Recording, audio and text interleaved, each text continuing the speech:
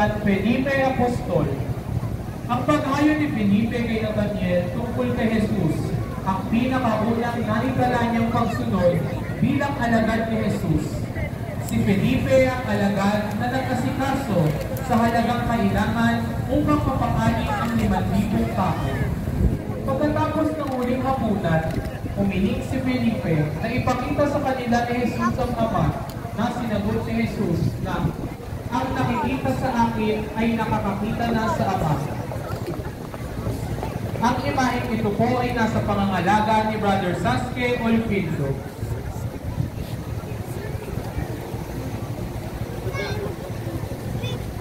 Ang pamamaalam ni Jesus sa kanyang ina. Marahil ay wala nang ibuka sa pamamaalam ng Pilipinas ang pamamaalam ng Pilipinas sa kanyang at mahirap tanggapin. Kung kaya't tanging pagtitiwala lamang sa Diyos ang ating masasandalan. Bagamat napakasakit sa kalooban, ay muling makikita ang ganap na pagsunod ni Maria sa kalooban ng Ama. Kahit alam niyang kaharapin ng kanyang anak, ang matinding hirap na maghahantong sa kamatayan, kabahagi ang mahal na Birhen sa pagpapakasakit na naghatid ng kaligtasan sa sangkatauhan. Ang imaheng ito ay nasa pangangalaga ni Gentle Luzon. Ang susunod na karosa, ang karosa ng huling hapunan. Noong gabing ipinagkanulo siya, kinuha ni Jesus ang tinapay.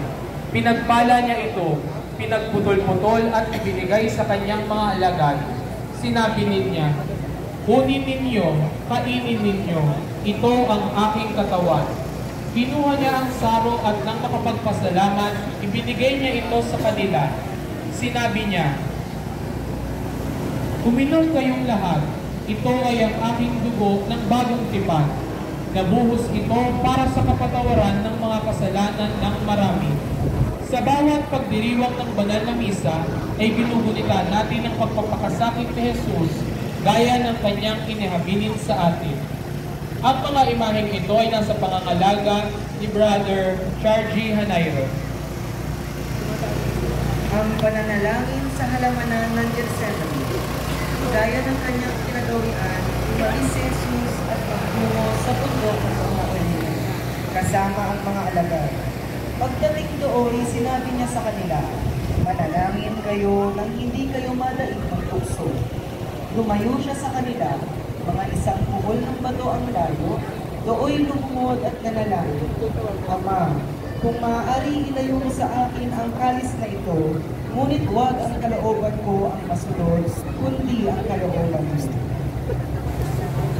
Ang imaheng ito ay nasa pangangalaga ni Brother Dennis Pico.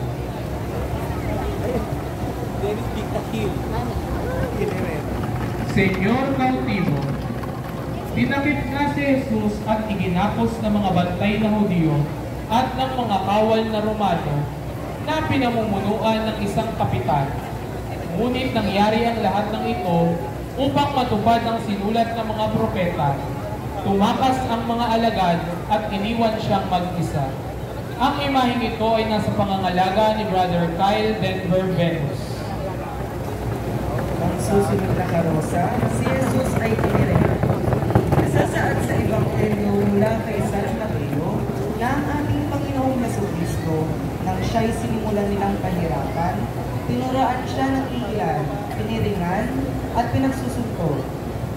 At siya'y binubog ng mga bantay.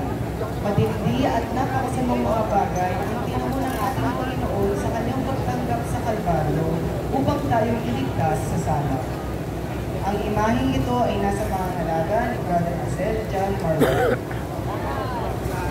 Susunod na karosa, si Jesus ay dinala sa hukuman ni Pilato. Si Jesus ay ginapos, dinala sa labas at iniharap sa gobernador na si Pilato. Samantala, tumayo si Jesus sa harap ng gobernador at tinanong siya nito, ikaw ba ang hari ng mga Hudyo?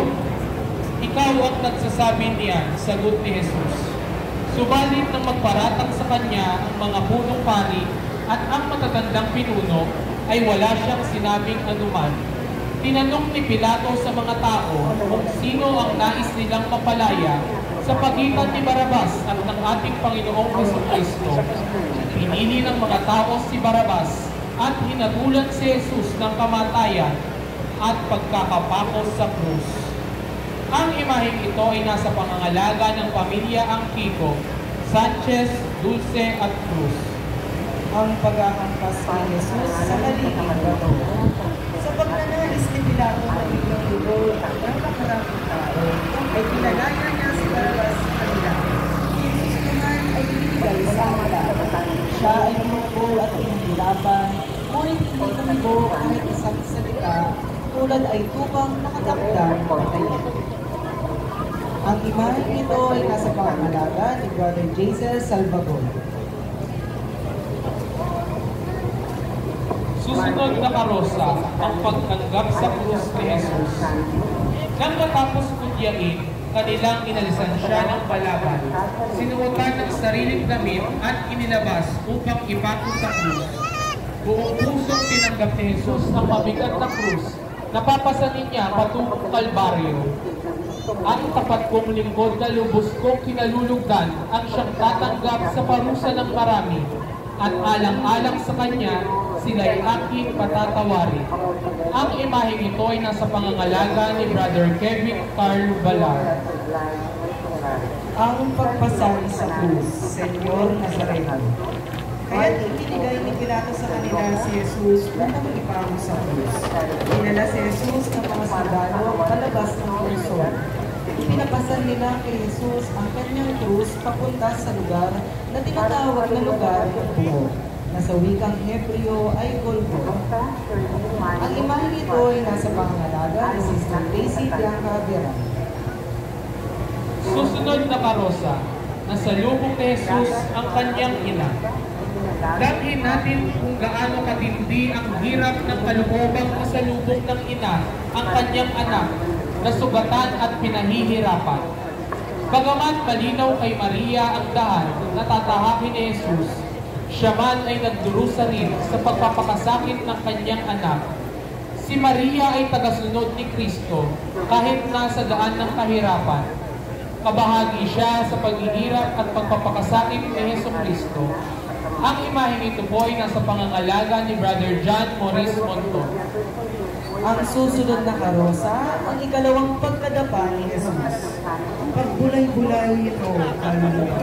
Kung dahil niya ang mundo ay naparatang muli. Ang kanyang mga paa ay sugatan, ang kanyang mga binti ay nangangatay, at ang kanyang mga balulat ay mga sugal dahil sa bigat ng krus.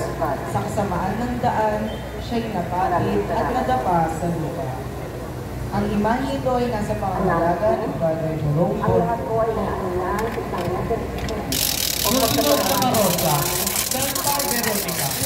Ayon sa tradisyon, habang si Jesus ay lumalakad sa Kalbaryo at ang mga buwan at pausan, si Veronica na isa sa mga nakasaksi ay kahit alam niya manganganib din ang kanyang buhay, ay lakas loob niyang nilapitan si Jesus at binigay ang kanyang birang. Tinanggap ito ni Jesus at ipinunas sa kanyang muka. Ang imahe ng mukha ni Jesus ay nakatatak sa birang na ito. Sa kasalukuyan, ang naturang birang ay nakatago sa St. Peter's Basilica sa Roma. Ang imaheng ito po ay nasa pangangalaga ni Brother Dennis Pineda Victa. Ang susunod na karosa, ang pagkamatay ni Jesus sa krus. Nagdilim sa buong lupain, nagdusa ang tagapagligtas sa krus ng maraming oras. Sa wakas, hiniwalay ang kanyang espiritu sa kanyang katawan at namatay siya. Pagkamatay niya, pinagpira-piraso ng Panginoon ang malalaking bato. Mahati sa dalawa ang tabing ng templo. Natakot ang mga kawan na naluwa. Panginoon, maawa ka sa amin. Ang imaheng ito ay nasa pangangalaga ng kagandahan ng San Dimas, ang mapalad na magnanakaw. Mula sa Ebanghelyo ni San Lucas, nang si Jesus ay nakapako na, siya ay nilalapastangan ng isa sa mga salarin na kabitin.